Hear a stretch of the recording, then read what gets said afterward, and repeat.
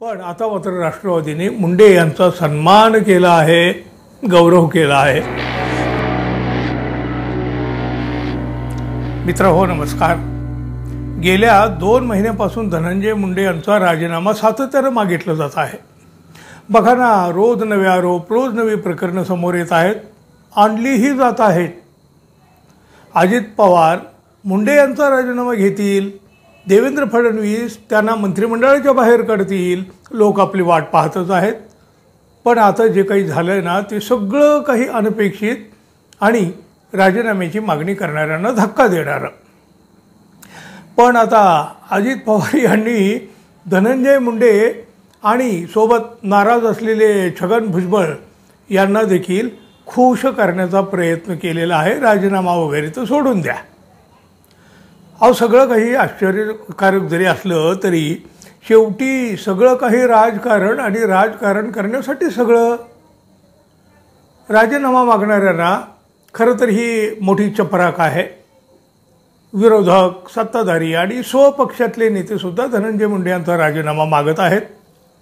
पक्षाची बदनामी होते असं कुणी म्हणतंय, तर सरकारची बदनामी होते असंही कुणी म्हणतंय। कुणी काहीही म्हणू द्या, अजितदादावर कसलाही फरक नाही। उलट त्यांनी डिवचायचंच काम केलेलं आहे। पक्षाच्या धोरणात्मक निर्णयासाठी राष्ट्रवादी काँग्रेसने कोर कमिटीची स्थापना केली। या कमिटीमध्ये धनंजय मुंडे यांना स्थान दिलेलं आहे। अजित पवार यांच्यावर प्रचंड नाराज असलेले छगन भुजबळ यांना देखील हे स्थान दिलं गेलं आहे। राष्ट्रवादी काँग्रेस पक्षाची संघटनात्मक बांधणी, धोरणात्मक निर्णय तसंच जनविकासाच्या योजनांची अंमलबजावणी यासाठी प्रदेशाध्यक्ष सुनील तटकरे यांनी पक्षाची एक कोर कमिटी स्थापन केली आहे। त्याची जबाबदारी या दोघांवरही सोपवलेली आहे। तसं पाहिलं तर या कमिटीमध्ये एकूण 7 जणांचा समावेश आहे। उपमुख्यमंत्री अजित पवार, राष्ट्रीय अध्यक्ष म्हणजे राष्ट्रवादी पक्षाचे राष्ट्रीय कार्याध्यक्ष खासदार प्रफुल्ल पटेल, प्रदेशाध्यक्ष सुनील तटकरे, ज्येष्ठ नेते छगन भुजबळ, ज्येष्ठ नेते दिलीप वळसे पाटील, वैद्यकीय शिक्षण मंत्री हसन मुश्रीफ आणि अन्न व नागरी पुरवठा मंत्री धनंजय मुंडे यांचा या कमिटीमध्ये समावेश केलेला आहे।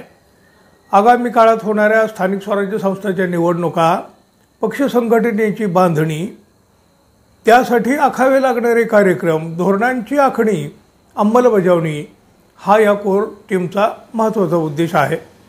म्हणजे असं जे पत्र दिलेलं आहे या निवडीचं, ते तटकरेंनी त्या पत्रातच हे सगळं म्हटलं आहे। बघा, धनंजय मुंडे चांगलेच वादात सापडलेले आहेत। विरोधकाच्या मार्फत रोज त्यांच्यावर आरोपाच्या फैरी सुरू आहेत।